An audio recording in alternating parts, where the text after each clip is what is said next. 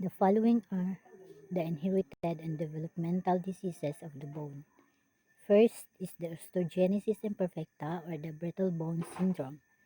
Next is the osteopetrosis or marble bone disease, achondroplasia, cleidocranial dysplasia, cherubism, achondroplasia, fibroosseous lesions, fibrous dysplasia of bone, and cementoosseous dysplasia.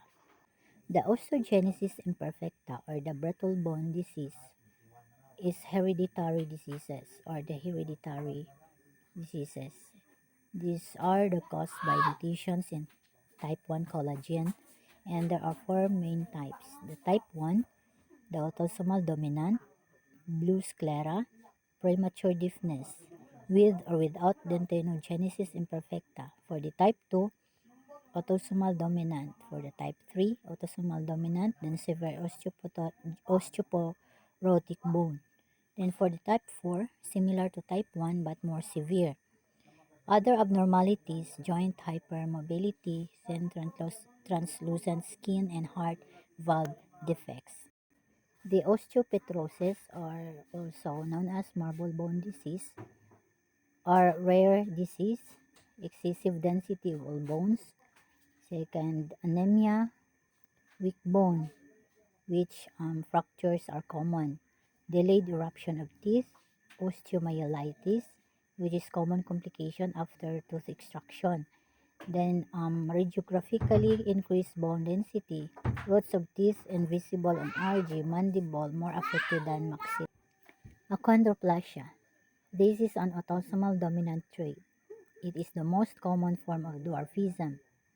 Abnormality in endochondral ossification.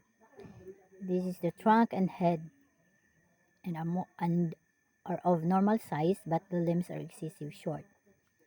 The middle third of the face is retrusive. Then the common is malocclusion. No effective treatment for this disease. For the cleidocranial dysplasia, this is an autosomal dominant trait. Abnormalities of the skull, jaws, and clavicle. Dental anomalies are common in this disease. Delayed closure of frontal nasal bridge is also depressed. Partial or complete absence of clavicles.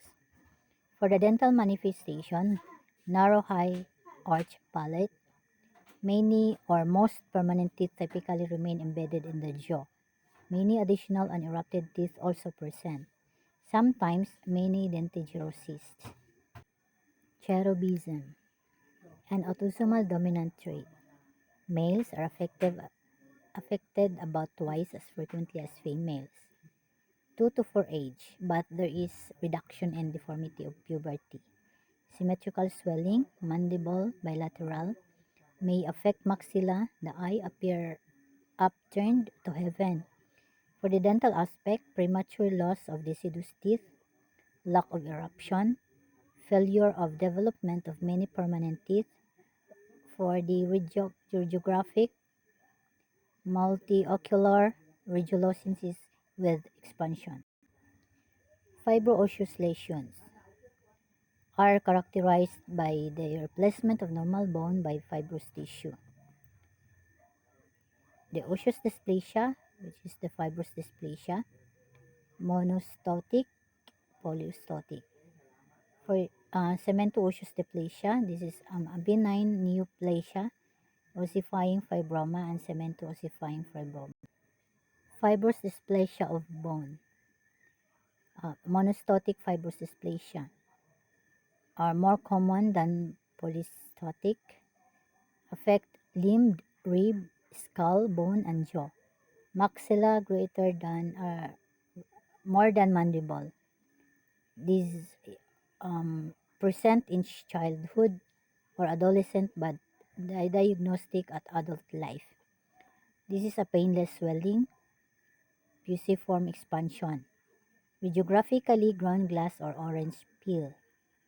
For the treatment, cosmetic contouring when growing completed. Cemento-osseous dysplasia. This is more in women than men. It occurs predominantly in mandible, greater 30 years of age. Clinically, may be multiple and small, lesser than 1 centimeter in diameter. Lesions are multiple, large, and involve one or more quadrants. Alveolar osteitis, or the dry socket. This is a localized inflammation of the bone following either the failure of a blood clot to form in the socket or premature loss or disintegration of the clot. It occurs mainly in the mandible. Severe pain few days after extraction, then foul taste. The following are the predisposing factors: Paget disease, after radiotherapy, excessive use of VZ, and excessive mouth rinsing. Focal sclerosing or condensing oscitis, a periapical inflammation, result from low-grade irritation and or high tissue resistance, seen at the apex of the tooth, most commonly first premolar. This is an asymptomatic. Osteomyelitis, suppurative and sclerosing osteomyelitis. For the suppurative osteomyelitis, this is divided clinically into acute and chronic types. This is anaerobic organisms predominate, then maxilla more than mandible more than maxilla. For the sclerosing osteomyelitis, is a controversial condition. This is localized lesions, identical to focal sclerosing osteitis. Diffuse lesion are complication of low-grade infection. Next is the metabolic and endocrine disorders of bone. These are the osteoporosis, primary hyperparathyroidism, secondary hyperparathyroidism, rickets and osteomalacia, and acromegaly. Osteoporosis. It results either when the bone loss is excessive or opposition of bone is reduced. In postmenopausal women, female more than male is accentuated in several other diseases: Cushing syndrome, thyrotoxicosis, and primary hyperthyroidism. This is normal composition but it is reduced in quantity. It also increased radiolucency of bone. For the primary hyperparathyroidism, this is common disease. This is seen in middle-aged women. It results from excessive parathormone secretion. Excess secretion of the hormone results in hypercalcemia and hypercalciuria. For the histological, osteoclastic activity, focal areas of bone resorption result in the formation of brown tumors.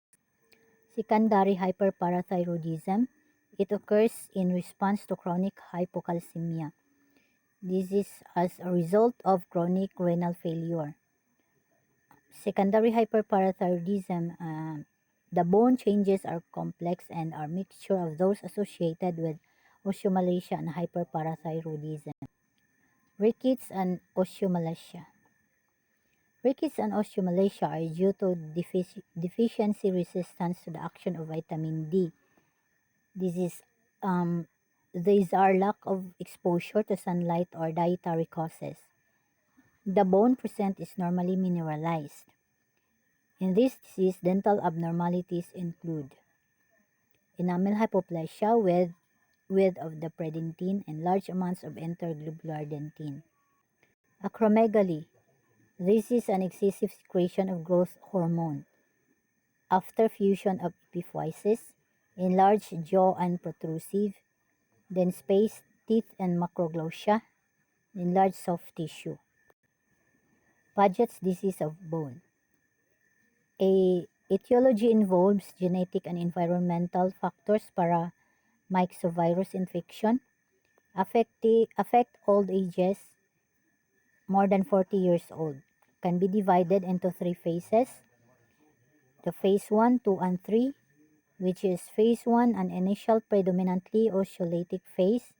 The phase 2, an active stage of mixed osteolysis or osteogenesis. Then for phase 3, a predominantly osteoblastic or sclerotic phase, clinically cranial nerve compression, enlarge of the maxilla, indentate, the derangement of the occlusion, spacing of the teeth, hypercementosis, difficulty in extraction, and post-extraction hemorrhage. Central giant cell granuloma, female more than male, in the second and third decades. Mandible more than maxilla. Swelling of the bone, growth may sometimes be rapid. Radiographically appear as a well-defined radiolucent area. Perforation of the cortex. Cortex involved teeth may be displaced and roots show resorption. Histologically, showing collections of multinucleated osteoclast-like giant cells in the vascular spindle cell stroma. Torus palatinus, Torus mandibularis, and other exostoses are bony outgrowths or unknown etiology. Occurs at either midline of the palate, the torus palatinus, or on the lingual surface of the mandible in the premolar region with torus mandibularis. Mandibular tori are bilateral. Palatal tori more than mandibular tori. The dense bone island. This is a localized area of sclerotic bone in the premolar region of the mandible. Radiographically well defined, dense, not surrounded by radiolucent space. Tumors. The osteoma and the osteoblastoma. Osteoma is a benign, slow growing of bone. Mandible more than maxilla. Histologically can be divided into compact and cancellous types. This is solitary. Multiple osteomas occur as a feature of Gardner syndrome. For the osteoblastoma, this is a rare tumor in the jaws. Histologically and radiographically, it resembles the cementoblastoma, but it is not related to the root of the teeth. Osteosarcoma, a commonest malignant tumor of the bone. This is around 30 years of age. Radiographically appear as a radiolucent, radiopaque, or mixed lesion. Histologically, formation of abnormal osteoid or bone by malignant osteoblast. Chondroma and chondrosarcoma. These are rare tumors. Are part of the anterior part of the maxilla and post part of the mandible. These originate in the condylar processes. Chondroma is a benign tumor characterized by formation of mature cartilage. Prognosis for the chondrosarcoma is better for mandibula compared to maxilla. Ossifying cemento-ossifying fibroma.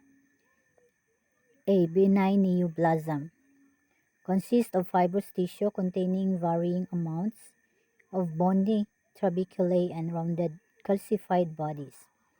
Clinically most often in the premolar region of the mandible. Radiologically well demarcated radiolucent area. As the lesion matures, varying amounts of calcified tissue are deposited. Mangioma of bone is a rare lesion.